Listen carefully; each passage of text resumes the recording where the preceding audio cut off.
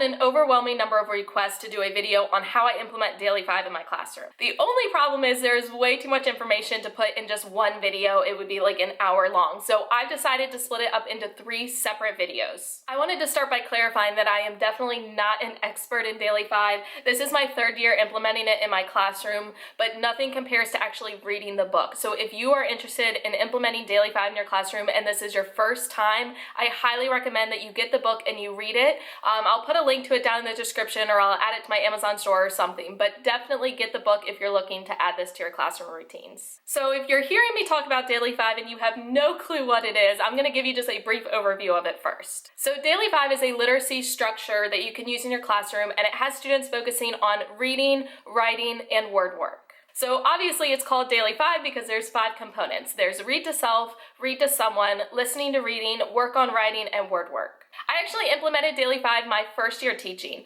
I was meeting with small guided reading groups and I had no idea what to do with the rest of my students. I didn't want them just doing busy work. I wanted them doing something meaningful, but I wasn't really sure what to do so that I wasn't spending a ton of time planning every week. So my new teacher coach actually recommended to me that I implement Daily 5. So I got the book, I read through the book, and I started implementing it, and ever since then it has been one of my favorite parts of the day. So I'm going to go over a little bit about how I personally implement it. I want to make it clear that this is not the only way to implement Daily 5 in your classroom.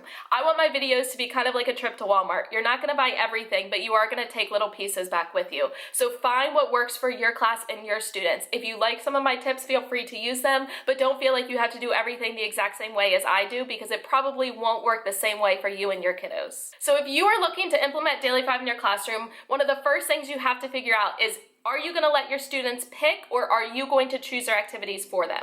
My class last year did an excellent job choosing their own activities, but my class this year just cannot handle it. So I'm actually choosing their activities for them. So I'm actually going to show you my rotation board and how I use that to organize my students for Daily 5.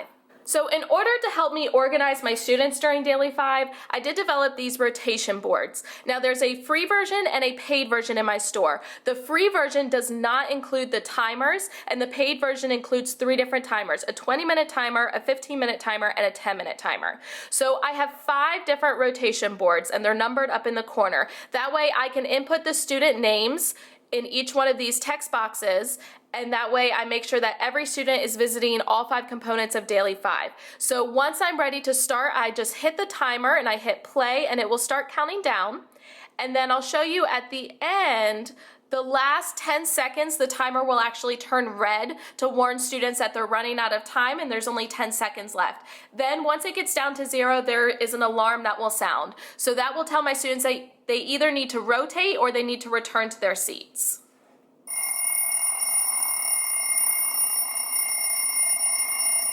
And again, there's 3 different timers. So there's a 15-minute timer and a 10-minute timer as well, depending on how long you are actually doing your rotations. Now, I don't actually go through all 5 rotations in a day. I typically only get to 2 or 3 rotations. So let's just say on Monday, I do rotations 1, 2, and 3. Then when we start Daily 5 on Tuesday, we would actually start with rotation 4, and we would do 4 and 5, and then we would go back to rotation 1. So each student is going to visit each component of Daily 5 probably about 2 or 3 times a week, but they're not going to visit all 5 in one day. I actually wanted to start by talking about word work because that's my favorite component of Daily 5. However, we actually experienced a lot of flooding last week, so school was canceled for us on Friday, which meant I wasn't able to take home all of my word work activities to be able to share with you in the video. So I kind of had to reroute things, and I'm going to talk about working on writing instead. So my first year when I implemented Daily 5 and my students were working on writing, I really struggled to find prompts for them to write about. It's pretty hard to send 2nd graders into it and just say write about whatever you want, because they struggle too to come up with ideas week after week. So because I was struggling to find prompts, I decided to actually develop my own set of writing prompts. Personally, what made sense for me was to organize them by month. That way I could have themed writing prompts and they weren't writing about the same thing all year long. Now these are in my TPT store, and I'll put the link to them down in the description. I have been using these for 2 years now, and actually just this weekend when we were canceled on Friday, I decided to go through and completely redesign the writing prompts. So these are fresh, they're new, the prompts are the same, but I completely redesigned the look of them. If you already own my writing prompts, make sure that you re-download them for that update. If you saw my classroom tour video, then you saw the old writing prompts that I had. Like I said, I have completely redesigned them. But as you saw in that video, and I'll kind of put a little reference to it down in the corner, as you saw in that video, I do store my writing prompts in binders. When I redesigned the writing prompts, I did decide to add a binder cover because my binders before were just blank, and obviously I can't have that. So I did add a binder cover. So this is what the writing prompt binder cover looks like. Now it's just black and white. You can choose to print it on colored paper if you want, but this is just a 1/2-inch binder from Walmart.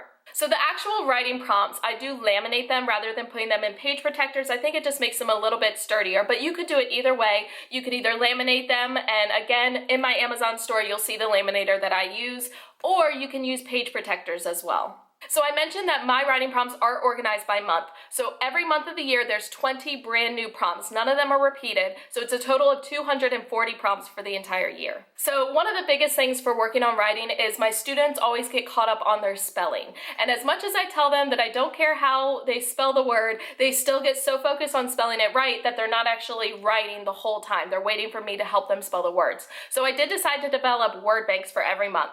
So each month has a word bank of 32 themed words that students would probably want to know how to spell for that month. I also have a small word wall in my room, and I tell my students that if the word they want to know how to spell is not on the word bank for that month and it's not on the word wall, just circle it and keep writing. So if you do purchase my writing prompts, I'm going to make a recommendation to you.